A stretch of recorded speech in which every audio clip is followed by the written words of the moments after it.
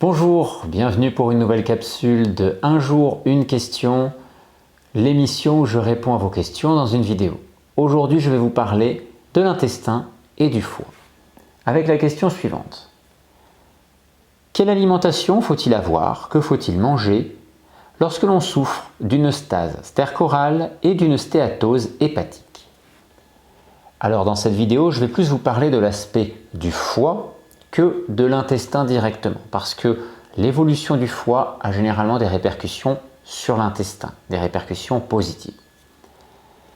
Alors la stase stercorale, c'est l'accumulation de matière fécale au niveau, le plus souvent, de l'intestin. Au niveau du gros intestin, très souvent, ça peut être aussi au niveau de l'intestin grêle. Et la stéatose hépatique, c'est la maladie du foie gras. La maladie du foie gras non alcoolique. C'est-à-dire qu'on a la même évolution qu'une personne qui consomme régulièrement de l'alcool, mais sans consommer d'alcool ou en en consommant très peu.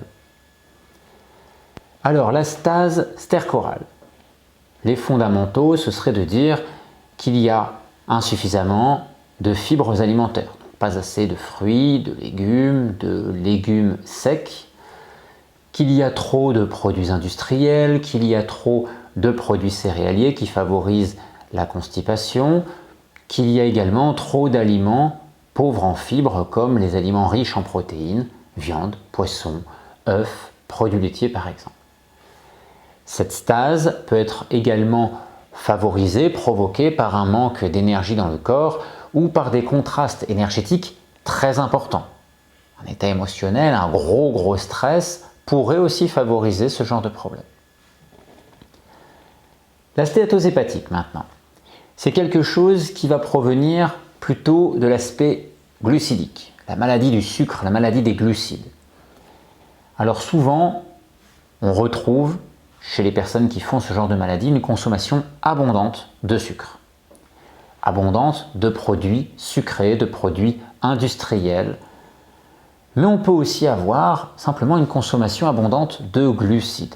Il faut savoir que les glucides, lorsqu'ils sont mal digérés, ils vont fermenter. Cette fermentation va produire de l'alcool.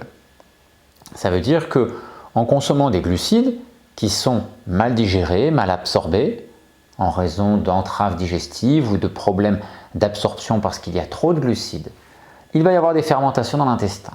Ces fermentations vont produire de l'alcool et cela aura le même effet sur le foie que la consommation d'alcool. Certaines personnes fermentent peu et donc auront moins de répercussions. D'autres personnes fermentent beaucoup et là auront une production d'alcool et une quantité d'alcool absorbée très importante. Donc ça va varier d'une personne à l'autre, mais on retrouve cet élément commun, le glucide. Et puis il y a également le fait d'avoir du fructose. Alors le fructose, c'est quelque chose qui est un peu particulier parce qu'on se dit le fructose c'est plutôt bon pour la santé, ça vient des fruits. Mais le fructose en grande quantité peut être problématique. Alors c'est rarement un fruit qui va poser problème, mais plutôt la consommation soit d'une très grande quantité de fruits, soit plutôt de jus de fruits. Ça peut être aussi des sodas. Alors il y a les sodas classiques, mais il y a aussi des sodas qui maintenant sont pas simplement avec du sucre, mais plutôt avec des sirops de glucose fructose.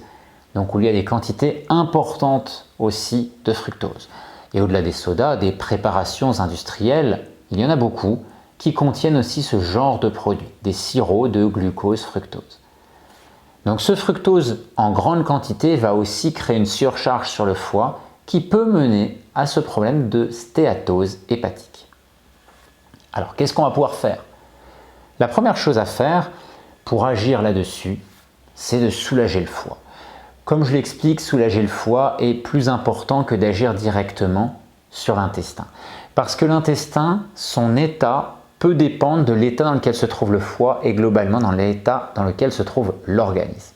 Donc il est plus pertinent de commencer par le foie pour soulager cet organe important et central et ensuite voir comment les choses évoluent au niveau de l'intestin.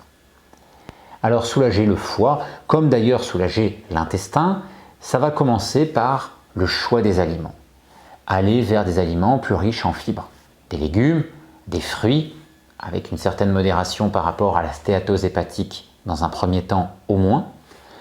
Ensuite, il va y avoir bien sûr le fait de réduire les aliments industriels et même de les éliminer, de faire attention à tout ce qui est glucidique, d'en consommer moins s'il y a une consommation importante de glucides. Et puis également, il va falloir mieux digérer. La digestion, c'est quelque chose de très important pour moi. Je vous en parle beaucoup. La digestion, il y a des fondamentaux. Faire attention à la mastication. Faire attention aux quantités. S'il y a trop sur un repas ou trop de certains aliments qui reviennent sur la journée, ça peut poser problème. Par exemple, vous mangez du pain le matin, du pain le midi, du pain le soir, ou du pain le matin, du riz le midi, des pâtes le soir, ça peut faire beaucoup trop pour votre corps. Particulièrement si vous êtes sujet à beaucoup de fermentation. Et puis ensuite, la digestion, ça passe par les mélanges alimentaires. Les combinaisons alimentaires. Il y a des mélanges alimentaires qui sont favorables, d'autres qui sont beaucoup plus lourds sur la digestion. Quand votre corps est déjà fatigué avec ses problèmes de stase de matière au niveau de l'intestin et de foie qui est déjà à pleine saturation, il va falloir soulager tout ça. Et donc le soulagement passe par des mélanges alimentaires plus faciles, des combinaisons alimentaires plus favorables. Et donc en agissant sur ces mélanges alimentaires, on va demander moins de travail digestif, on favorisera beaucoup moins les fermentations intestinales et le déséquilibre du microbiote intestinal. Et derrière, on surchargera beaucoup moins le foie. Donc l'intestin est moins encombré et le foie est moins surchargé. Donc on peut avoir un bénéfice sur les deux niveaux. Ensuite, au-delà de cette alimentation du quotidien, de la régulation un petit peu alimentaire du quotidien, il y a des cures. Et on peut faire des choses très intéressantes au niveau alimentaire sur les problèmes hépatiques. Par exemple, on peut faire une cure où on retire les glucides. On supprime les glucides pendant plusieurs jours. Donc une alimentation plutôt de type cétogène. Il y aura les légumes, les fruits, on va les enlever puisqu'ils sont source de glucides et de fructose. On peut garder les graisses, on peut garder les protéines. Donc cette alimentation plutôt de type cétogène peut être très intéressante dans ce type de pathologie, dans ce type de surcharge hépatique. Également, on peut aller sur des choses qui sont un peu moins radicales par rapport au sucre, mais qui peuvent être plus allégées globalement pour le corps.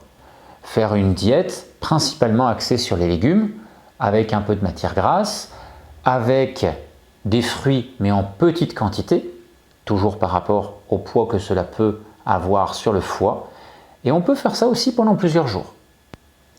Après, des cures, il peut y en avoir plein, on peut moduler plein de choses. On peut aller vers des jus de légumes, on peut faire plusieurs choses et on peut même évoluer vers le jeûne si la situation le permet. Donc là, avec la stase au niveau des matières fécales dans l'intestin, il est préférable d'éviter le jeûne.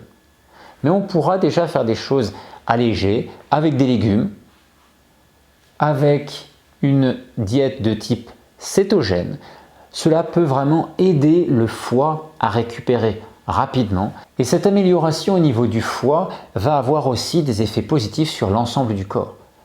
Quand le foie est moins engorgé, moins surmené, tout l'organisme, tous les organes vont pouvoir en profiter, y compris l'intestin. Le corps sera moins soumis aux toxines, le foie sera moins sous pression et le corps aura plus d'énergie pour faire d'autres choses. Et l'état énergétique, c'est un des points que je n'avais pas encore évoqué, qui est important par rapport au transit. Quand le corps manque d'énergie, on a tendance à voir le transit se ralentir et donc ces matières fécales s'accumuler. Le fait de retrouver un meilleur état énergétique va permettre de favoriser le retour à un transit plus normal. Dans de très nombreux cas, on peut voir également une amélioration sur ce qui va se passer dans l'intestin à la suite de l'amélioration au niveau du foie. Et cette amélioration au niveau du foie, comme on a pu le voir, elle va aussi se jouer dans l'intestin, puisque s'il y a moins de mauvaise digestion, moins de fermentation, on va soulager le foie. Donc ces deux organes, foie et intestin, vont ensemble très souvent. La santé de l'un aide à la santé de l'autre. Voilà, j'ai fini pour aujourd'hui. Je vous souhaite une belle journée et on se retrouve demain pour un nouveau numéro de Un jour une question.